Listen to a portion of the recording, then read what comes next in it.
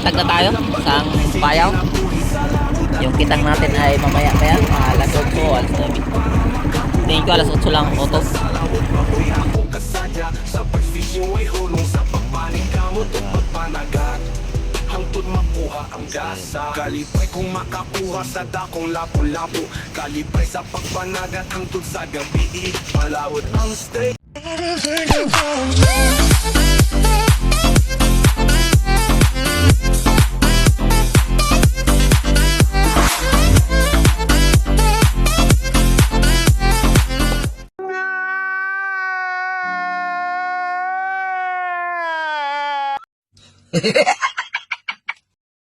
Tayo mga kapisay sa Panagat. Double trip pa rin tayo. Nanghuli pa rin tayo ng isda. Dito tayo sa tabi ng huli. Ariya tayo sa hapon nun.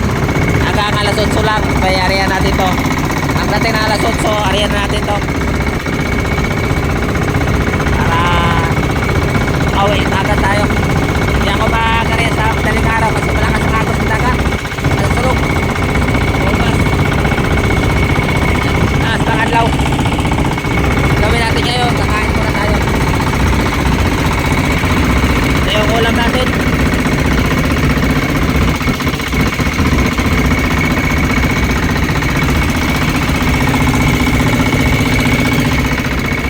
Sarap ang ulam natin, no?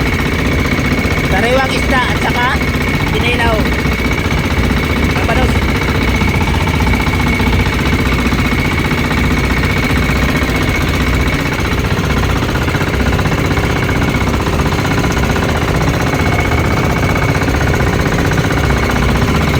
Kapalan, sarap ang mga gamit ko. Kakain mo na ako. Iutom ako eh. Kaya, punta kami ang mga kapitig. O, marami tayong ulit.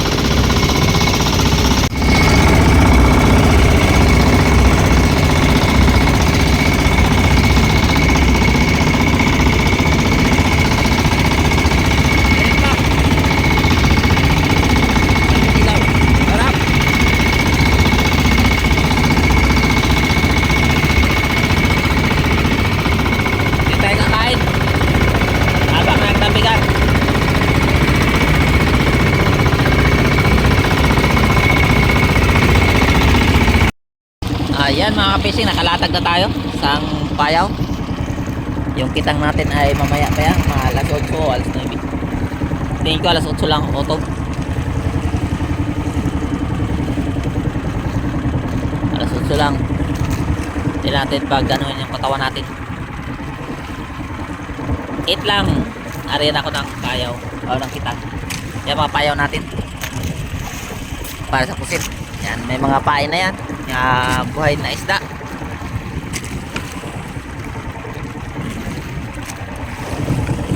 Tingin-tingin muna tayo kung mayroong tatayo. Pag ganitong oras hindi pa yan, maliwanag pa. Takot pa sila. Yan mga kasamahan ko, ang dami. Kanya-kanya kami latag ng payaw. Nandun pang isa, tumatakbo pa. Yun, nandun pang isa. Saka yun din, marami yun. Paikot hanggang doon. Ayan sa baba ko, si Christian. Nandyan si Ratong. Eh pa sa taas ko meron. Marami, malawak kasi itong ano to, Baura.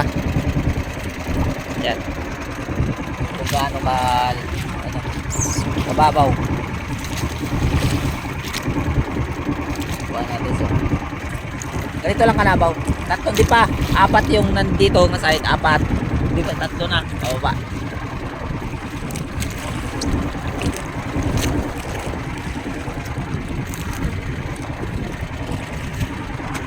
Paglubog pa lang ng araw, kaya maliwanag pa. Tingnan mo pag didilim na to. Pag ilaw na yung ano na yan, running light, sigurado na yan, kakain na yan. Kung may kakain. Kahapon daw, halos sabay-sabay daw ang kain. Hindi nila ma-arapal yung kain.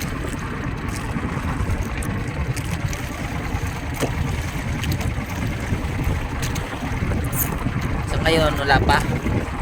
Yung gabi na siguro kumain. Ito naman yung patapon natin. Dalawang sima ang gamit natin.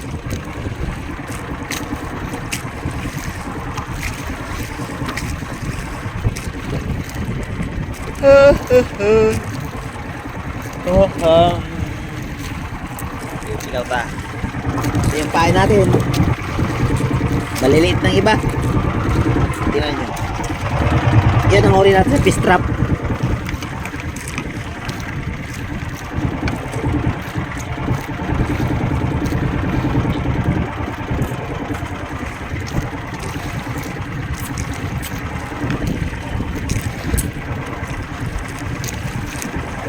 Okay. Wala pa talaga may kumain. Walang may kumain.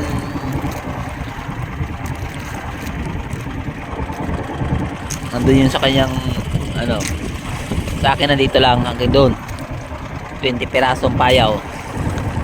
20 lang yung ano natin piraso.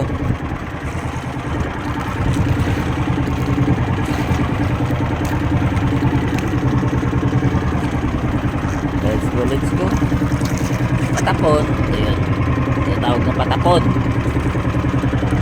Pampapalit yan, pampalit. Palit sa ano, sa kung saan ang kinainan, ipapalit mo lang yan. Kung saan kumain, doon mo ipapalit. Para pag kumain na kasi siya, hanapin niya na yon. Paghilahin mo. Pwede rin naman i-steady mo na ganyan. Yan ginagawa ko sa umaga, pero sa malalim. Hindi sa mababaw. Yan ang pinapakita ko pag ina-upload ko kahapon. Yun ang huli ko. Pang umaga yun, hindi pang gabi. Sa malalim yun, nasa 12 pa 15. Nasa ano yun, 20 meters, 20 meters,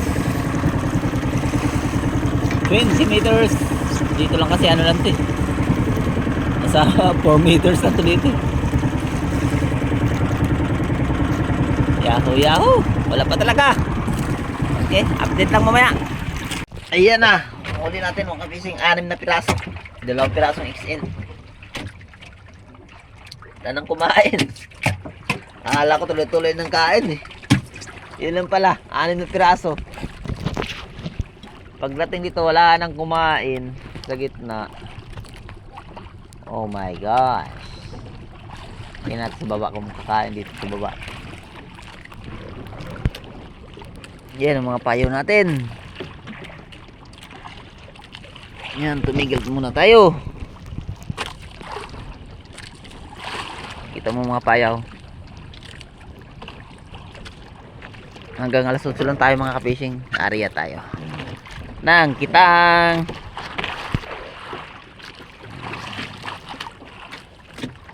Charing charing charing.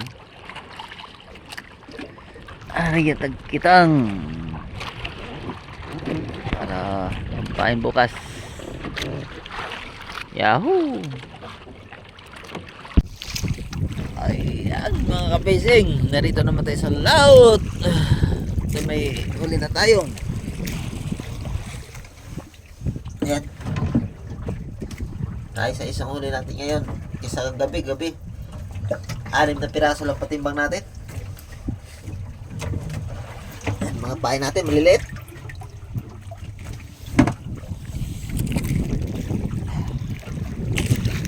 Ang mga kasama namin ng iba ay umuwi na. Dalawa na kami ni Christian dito. Ang ibang mga wingker, mga compressor na yan. Ano yun?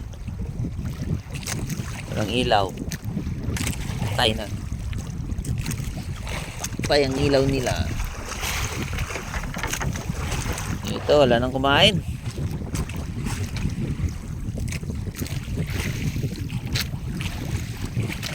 Payaw na natin ito. Ano ba? Yan, mga parang mga alitap-tap lang. Yan ang mga payaw natin. Parang pauwi na tayo ah.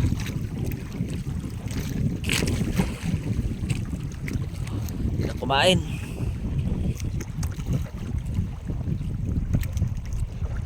Yun. Parang kain yan ah. Tingnan natin. Yahoo!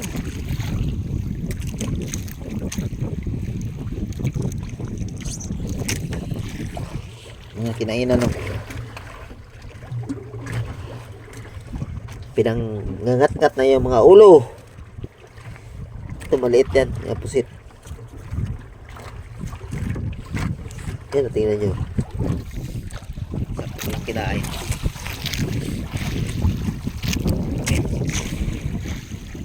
Yahoo! Yan mga piting, yung huli natin. Sabat niya. Huwag tayo. Bakas ng alon. Hello, bakas ng alon.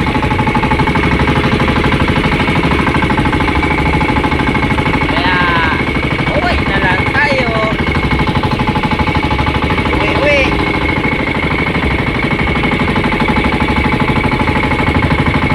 Hello? Kita nyo naman. Talaga naman.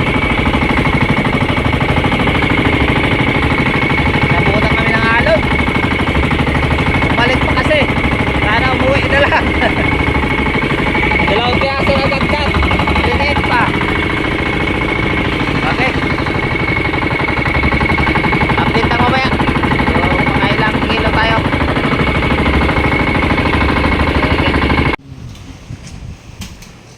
Yan, tara. Set. 2.45. Set.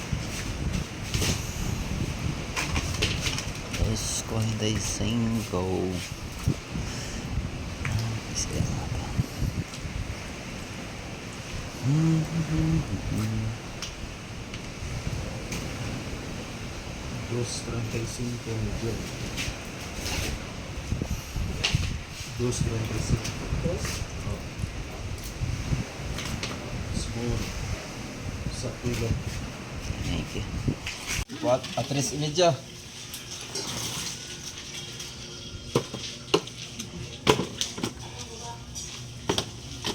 Trace media.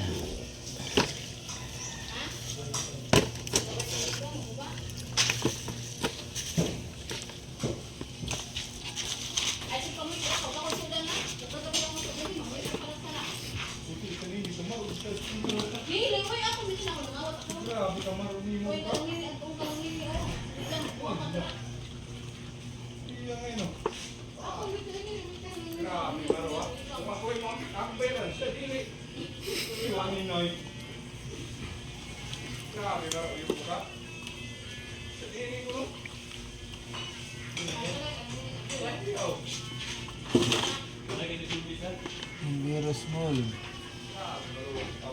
5 size.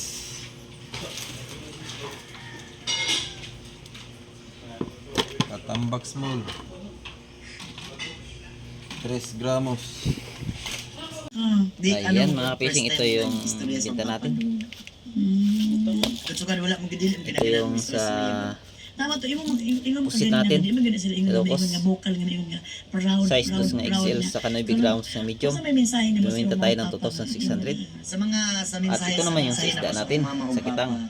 Salamat kasi inyong 2,762. and then Ayan, kaya mayroon tayong kini nga blessing magpadayon 5,300. Thank you, Lord. Sige lang kay napakuy dako nga plano po sa inyong kinabuhi.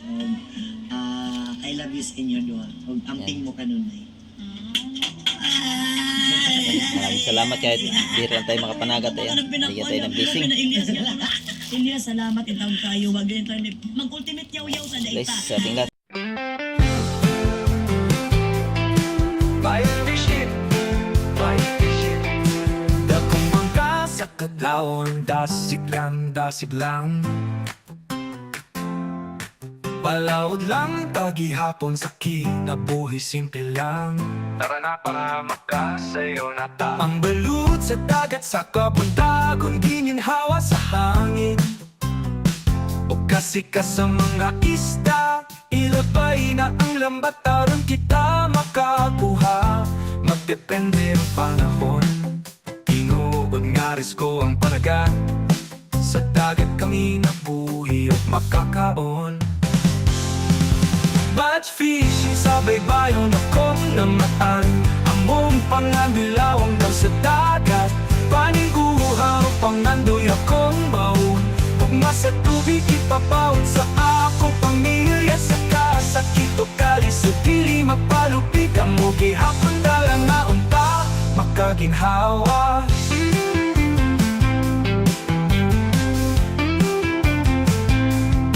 Mananagkat nga magpabilin malaumon. Sa init tukulan silang gihapon. Pili mo takas sa pagpaning kamot. Mahimong ligon sa paglako. Maoy akong gisaligan. Ayaw kahadlok o padayon ra. Batch fishing kisaligan sa pamilya. Sa kahayag sa langit makita ra. Mga ista makuha magpakitang pusit pataw-taw. Sa laot tara ari pa na. Panumpa sa pamilya makalampos ra. Batch fishing sa baybayon akong namataan. Among panganilawang daw sa dagat. Paniguhaw pangandoy akong baon. Gugma sa tubig ipapaon sa akong pamilya. Sa kasakit o kalis o dili mapalupig. Amo gihapon dalang na unta makaginhawa.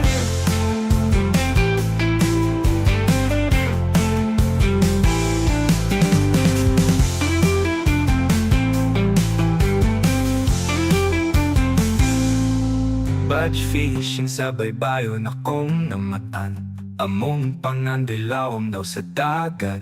Paningguhaw pangandoy akong baon. Gugma sa tubig ipabaon sa akong pamilya. Sa kasakit o kalis o dili mapalupig. Amo gihapon dalang na unta makaginhawa.